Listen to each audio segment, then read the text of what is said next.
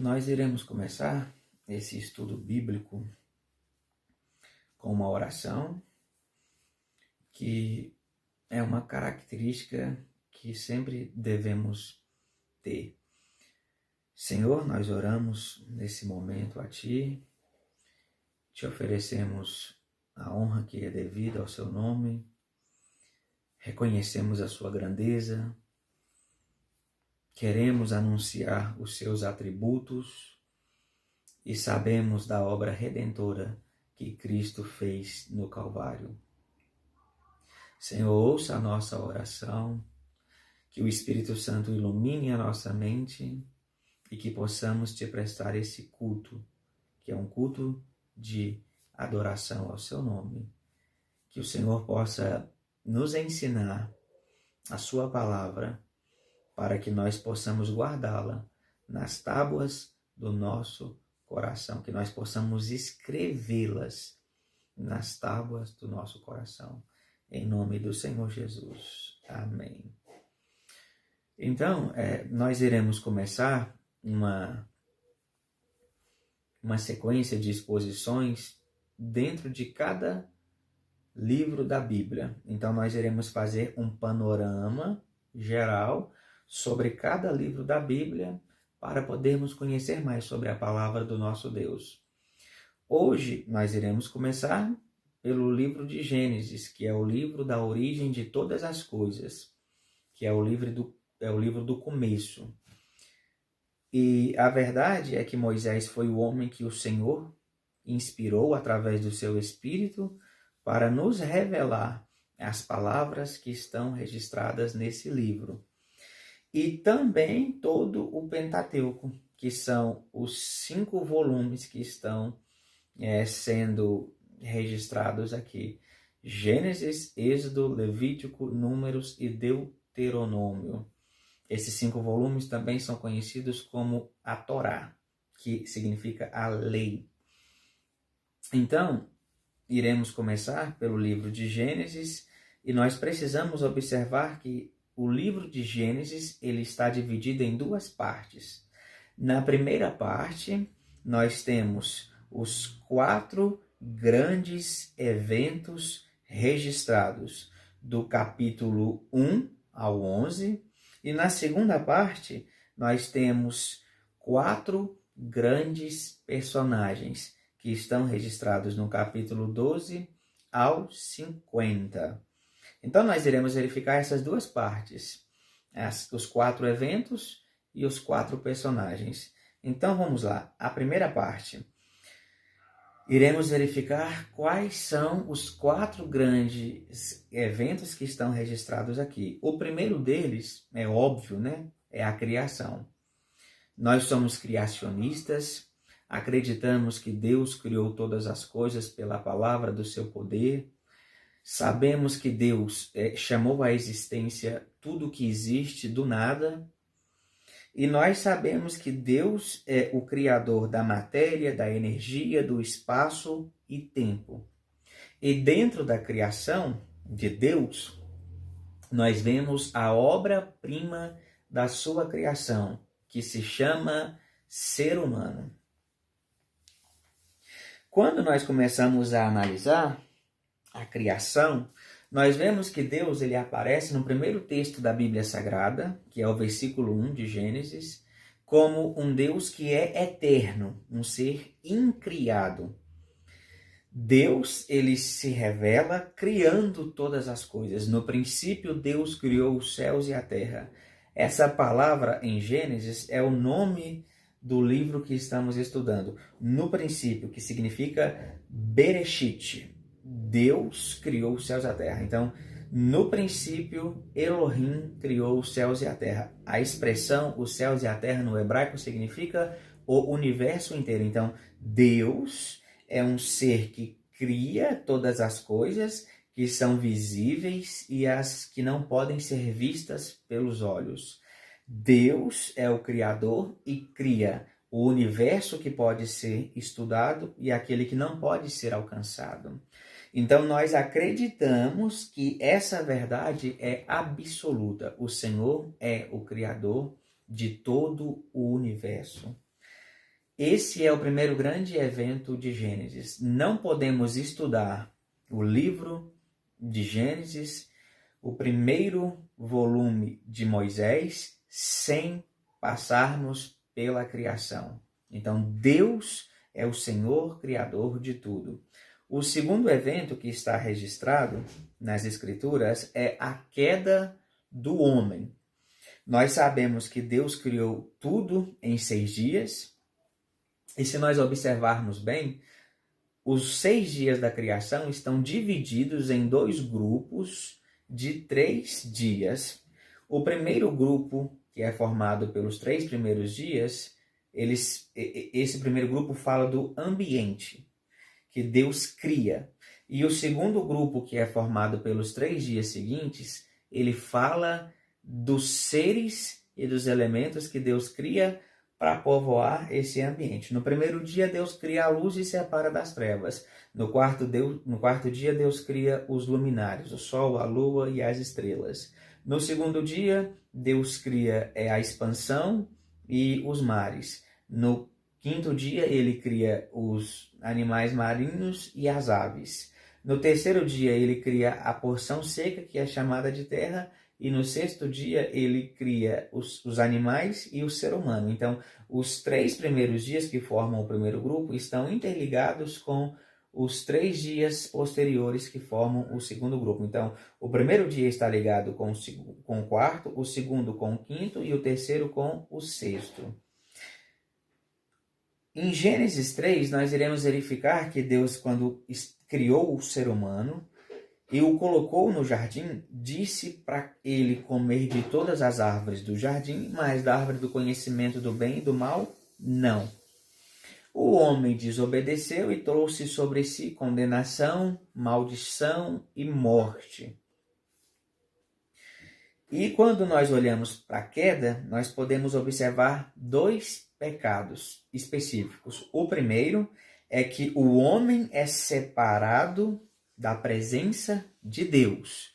O homem peca e Deus o lança fora da sua presença. Então, Adão e Eva não desfrutam mais da presença de Deus que eles desfrutavam lá dentro do jardim.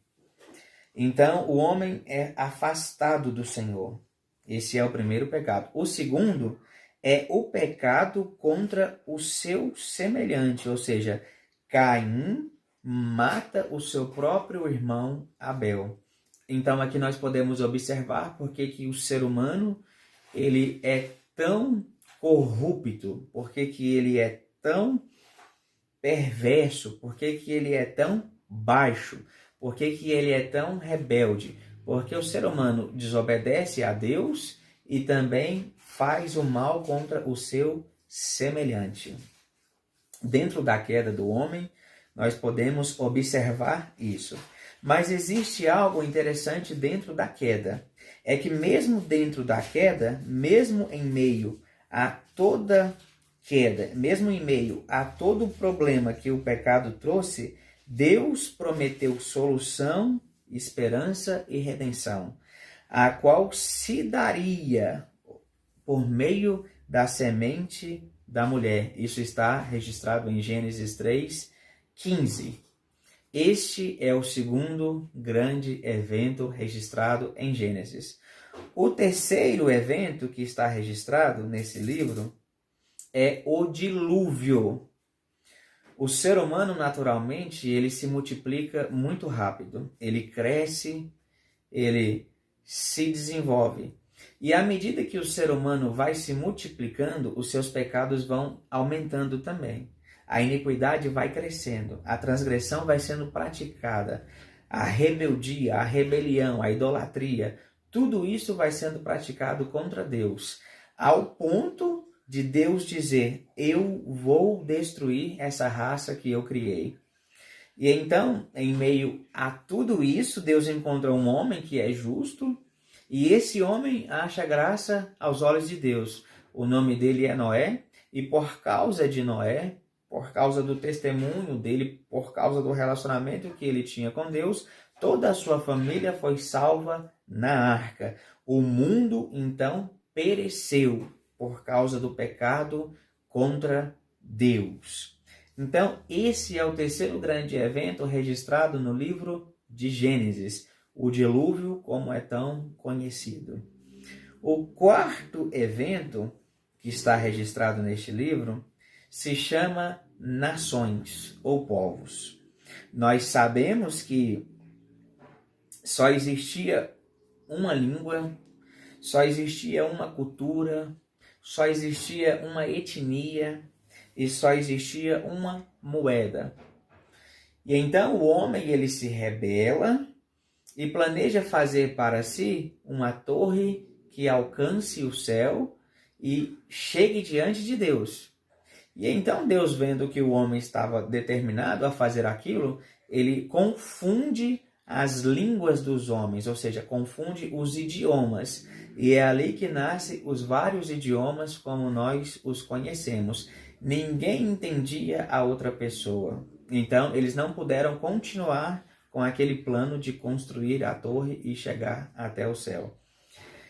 Então, aqui dentro das nações, nós vemos que existe apenas uma raça que é chamada de humanidade. Não existem várias raças. Não existe a raça dos brancos ou a raça dos negros ou qualquer outra forma. Só existe uma raça humana e o homem foi criado à imagem e semelhança de Deus. Mas dentro da humanidade nós temos várias nações. Então é esse grande evento, em quarto lugar, que a Bíblia Sagrada vai abordar. O interessante é que todos nós somos filhos de Adão, então nós podemos dizer que Adão é o cabeça de toda a humanidade ou o pai de toda a humanidade. Mas depois do dilúvio, nós vemos que a partir de Noé e da sua família, que a raça humana se multiplicou e chegou até os dias de hoje. Então, nós somos filhos também de Noé. Então, nós somos pós-diluvianos, porque vivemos depois deste grande evento. Então, quando nós pegamos o livro de Gênesis, nós podemos dizer que do capítulo de número 1 até o de número 11, vai girar em torno desses grandes eventos, que são a criação, a queda, o dilúvio e as nações. E quando nós pegamos Gênesis do capítulo 12 ao 50, iremos verificar que a Bíblia, a partir de agora, vai nos mostrar 4 personagens que são muito importantes na história do povo de Deus. O primeiro deles se chama Abraão. Abraão, ele foi chamado por Deus em Gênesis capítulo 12, e ele foi chamado para cumprir o propósito de Deus. Deus lhe faz promessas, e as promessas que Deus faz a Abraão são 3. A primeira, Deus daria a Abraão uma terra, a terra de Canaã. Deus daria essa terra a Abraão e aos seus descendentes. A segunda promessa é que Deus ele traria descendentes a Abraão, porque Abraão ele era casado com Sara e Sara era estéril. Mas Deus diz a ele: eu vou fazer de ti uma grande nação. E a terceira promessa que Deus faz a Abraão é uma promessa de bênção. Deus diz que Abraão será abençoado e através da sua semente vários povos da terra serão benditos também. Então, as promessas de Deus na vida de Abraão, que é o patriarca da nação de Israel, que é o cabeça do povo judeu, elas estão firmadas nesses 3 pilares. O primeiro, Deus promete a ele que ele terá uma terra. O segundo pilar é que ele terá descendentes. E o terceiro é que ele terá bênçãos. Então, quando nós olhamos para a vida deste homem de Deus, nós verificamos isso. Então, tudo isso que nós estamos verificando aqui na vida de Abraão, dentro do livro de Gênesis, é importantíssimo, é fundamental para o seu plano de trazer salvação sobre todo o planeta, sobre as pessoas que Jesus Cristo iria derramar o seu sangue e um dia essas pessoas passarão a eternidade com ele. Então, quando nós olhamos isso, Abraão ele foi chamado para trazer um povo ao planeta. Esse povo é a nação de Israel. E a partir desse povo, o Messias viria. Então, é importante que a gente frise aqui na vida deste personagem, deste amigo de Deus, deste homem que foi chamado pelo Senhor lá em Gênesis capítulo 12. O segundo personagem que Gênesis destaca, ele se chama Isaac. Isaac é o filho da promessa e o seu nome significava alegria, porque ele foi o motivo da felicidade de Abraão e de Sara na velhice, porque quando eles tiveram Isaac, eles já eram de idade bem avançada. Então, quando nós olhamos para a vida de Isaac, que foi o filho legítimo de Abraão com Sara, nós verificamos que Deus confirma a ele aquilo que ele tinha prometido ao seu pai, ou seja, uma terra, descendentes e também bênçãos. Quando nós olhamos para a vida de Isaac, nós sabemos que ele tem um elo espiritual com o seu próprio pai, que é Abraão. O terceiro personagem que precisamos observar, que o livro de Gênesis vai destacar, se chama Jacó. Jacó foi o filho de Isaac com Rebeca. Ele era neto de Abraão. Jacó teve várias fases na sua vida. Ele chegou a enganar o seu irmão e ele enganou o seu próprio pai, Isaac, já na sua velhice. Todos conhecemos a história quando ele se passou por Esaú e Isaac então o abençoou e o seu irmão ficou furioso com ele.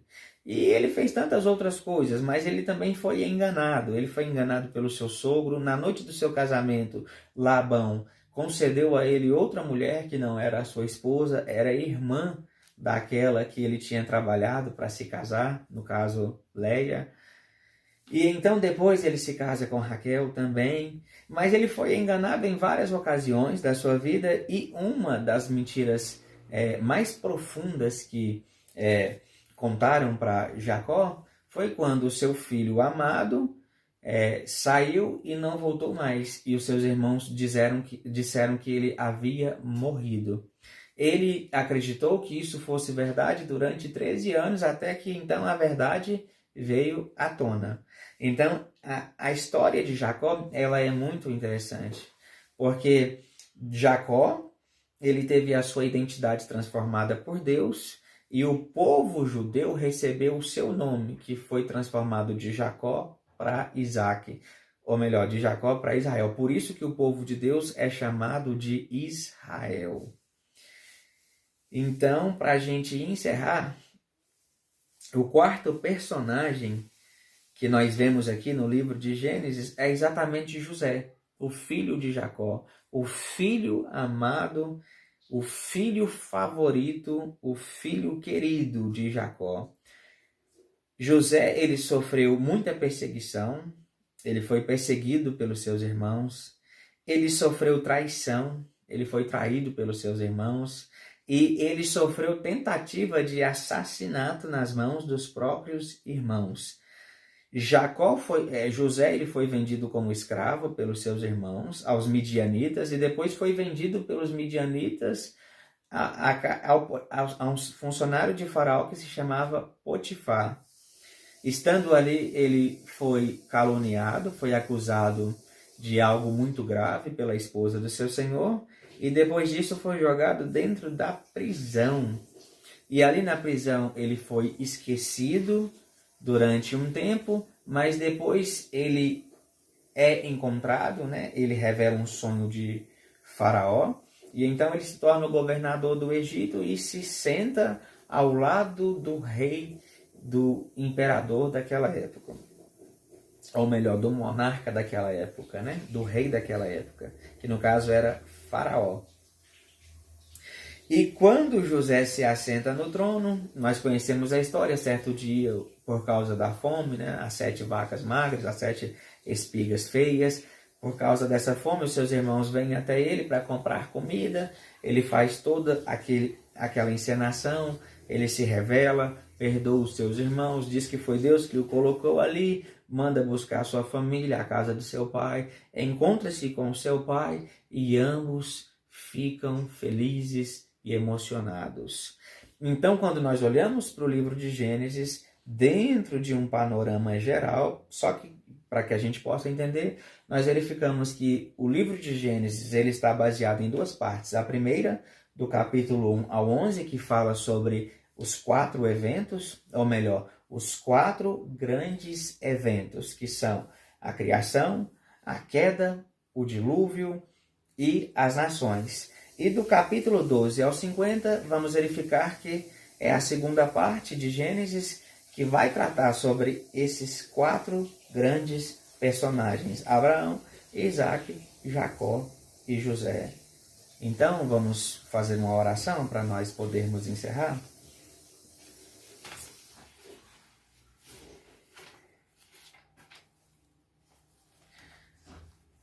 Senhor, nós queremos agradecê-lo nesse momento por tudo que o Senhor tem feito na nossa vida, que o Senhor possa receber para Ti esse culto que Te prestamos. Somos tão falhos, Senhor, mas nós queremos engrandecê-lo, porque somos salvos e sabemos que fazemos parte da história da redenção do Seu povo.